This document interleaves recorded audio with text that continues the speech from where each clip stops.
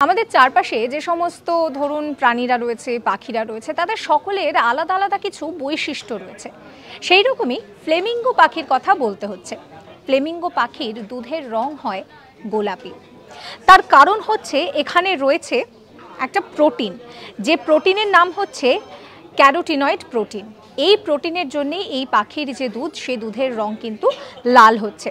এছাড়াও ফ্লেমিঙ্গো পাখিদের ক্ষেত্রে যে আমরা রংটা দেখি, সেটা হচ্ছে লাল কমলা মিশলে যে একটা আগুন রং হয়, সেই আগুন রং। বিজ্ঞানীরা বলছেন যে শৈবাল এবং কীট পতঙ্গ হচ্ছে এই ফ্লেমিঙ্গো পাখির প্রধান খাবার। এবার কথা হচ্ছে যে এই যে ফ্লেমিঙ্গো পাখির যে দুধ তৈরি হচ্ছে, সেটা কিভাবে হচ্ছে? একে বলা হচ্ছে ক্রপ মিল্ক। এটা মূলত প্রোটিন এবং ফ্যাটে ভরপুর একটা লিকুইড, যেটা কিন্তু তাদের যে সন্তানরা রয়েছে তাদেরকে পুষ্টি দেওয়ার জন্য যথেষ্টই হয়। আর এটা কিন্তু ফ্লেমিঙ্গো পাখি নিজের শরীরেই তৈরি করছে। এরকম সমস্ত কন্টেন্টের জন্য সাবস্ক্রাইব করতে ভুলবেন না আজ তাক বাংলার ইউটিউব চ্যানেলকে।